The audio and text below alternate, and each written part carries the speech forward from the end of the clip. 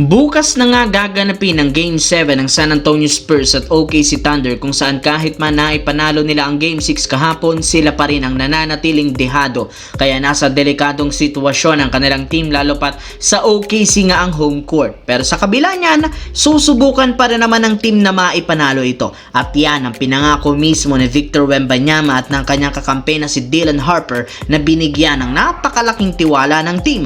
Maging ang dating head coach nito na si Coach Greg Popovich, napakalaki ng kanyang tiwala kay Harper kahit man isa pa lamang itong rookie. In fact, personal nga itong kinakausap ni Coach Pop sa loob ng locker room at sa kanilang ginagawang practice. Though, first year pa lamang ni Harper sa NBA, grabe nga ang kanyang performance para sa San Antonio na para bang isa siyang veteranong naglalaro ngayon sa NBA playoffs bilang isang gwardiya. At yan rin naman ang good news sa kanya ng coaching staff. Samantala, dito naman tayo. Ilang buwan bago magsimula ang off-season, may ilang malalaking pangalan na ang nakadikit ngayon sa Los Angeles Lakers, mapa role player o di kay superstar. Gusto nga talaga ng Lakers na makabuo ng bago at mas malakas na lineup na magkukumpit sa kanila sa kampyonato. Pero sa kabila ng napakaraming rumors na nagsilabasan ngayon sa kanila, isang trade lamang ang pinakagustong mangyari ng bagong team owner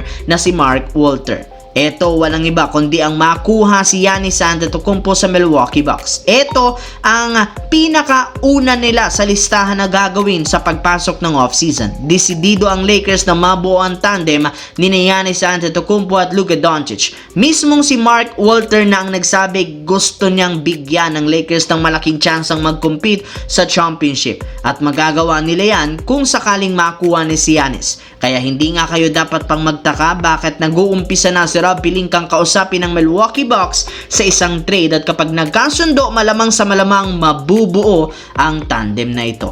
Sa kabilang banda, balak sana ni Anthony Davis pangunahan ng Washington Wizards na mag-compete sa kampyonato sa bagong season.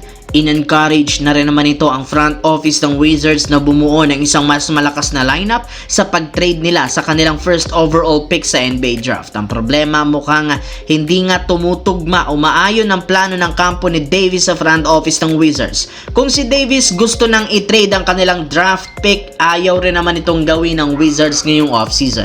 Balak ng team gamitin para makuha si AJ Debutsa na siyang magiging future ng prangkisa. At dahil nga sa hindi pagkakaunawaan, malaki ang tsansang mag-request ng trade si Anthony Davis sa Washington Wizards kapag hindi nito natupad o itinuloy ang kanyang hinihiling noon na bumuo ng isang lehitimong championship contender dahil ang plano nga niya mag-compete sa kampyonato at hindi umasa sa pag-rebuild ng kanilang roster.